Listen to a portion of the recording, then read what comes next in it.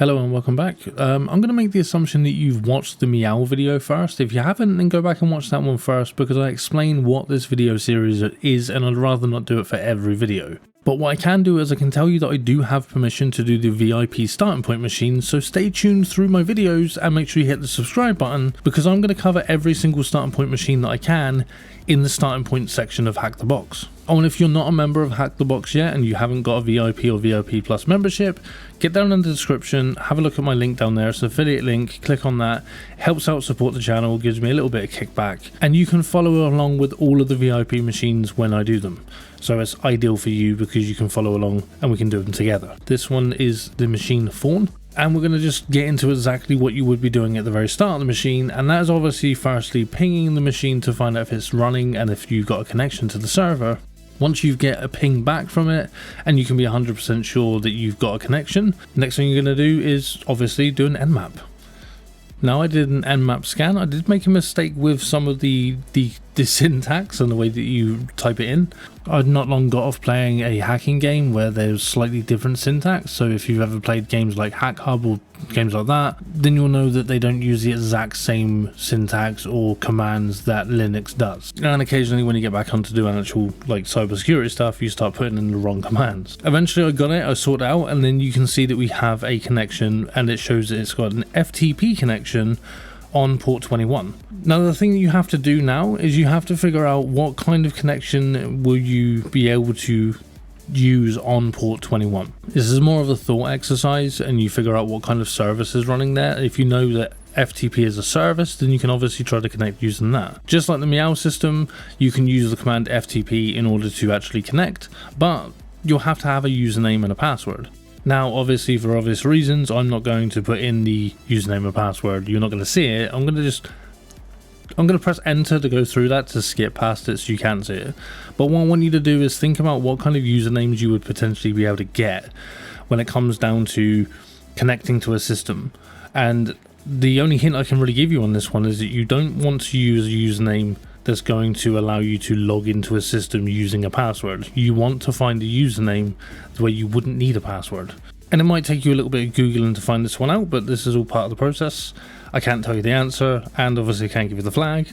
While you're trying to sort this out and you're trying to figure out how you would connect through it, let me tell you about Hack the Box. Hack the Box is a cybersecurity website that allows you to do capture the flags, academy, and labs. Basically, the academy section will allow you to learn all the things you need to know about cybersecurity.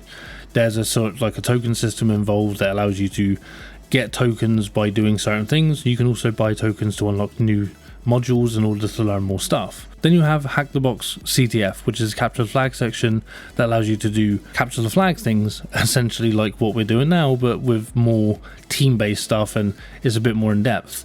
Then finally you have Hack the Box Labs, which is what we're currently using now, and you can connect to these machines in order to figure out how to get through them.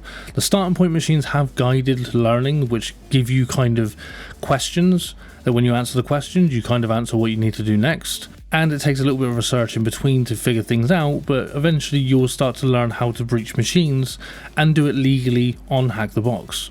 Now they do have the standard Hack the Box machines, and then they have the VIP Plus ones. The VIP Plus ones will teach you more advanced information, more advanced things that you won't learn as standard on like the normal machines. And if you get a VIP Plus membership, you also get access to phone boxes that are much faster and more responsive and more available. And if you want a membership and you go down and you click my affiliate link, you can go over and get yourself a membership. You can do it monthly or yearly or whatever, but you can get a membership on Labs or you can go for Academy depending on what you want to do. If you go Labs, you can follow through with these machines with me when we go to the VIP ones, which will be soon enough, and you'll be able to follow through on those machines as we do them so we can do them together. But that also means that you will have the ability to access every other machine on the actual system. And the way Hack the Box works is essentially, it's like they gamify like hacking and cybersecurity. So as you do the new machines that come out on the new season, you'll get points for completing the new seasonal machines. Those points will eventually give you ranks, which level you up and make you more experienced. It's best to go over to the labs, click on that link and check and actually see what it looks like for yourself. I've not got the ability to cover those machines because I'm not allowed to, But any resigned closed down machines or starting point machines I can cover, and that's what I'm going to be doing with this series. I'm going to start going through different machines and we're going to figure out how to get through them, and it's going to be less, I suppose this one is more like tutorial based in the way that I'm going through the fundamentals of how to do things, but later on when we do the other main machines, I'm just going to be going through recording raw footage of me trying to figure out how to get in the machine, and you'll see how I do it. Anyway, back to the machine.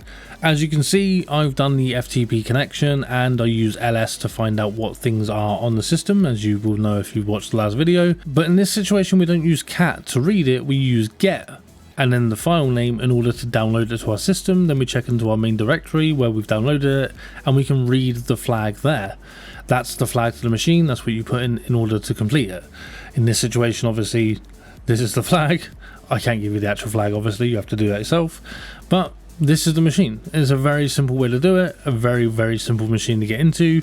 And this is one of the early starting point machines, so it will get harder and more difficult as we continue. Then make sure you come back and check out the next video that I do, because it's going to be the third machine, which is called dancing, and that will be the next one we cover.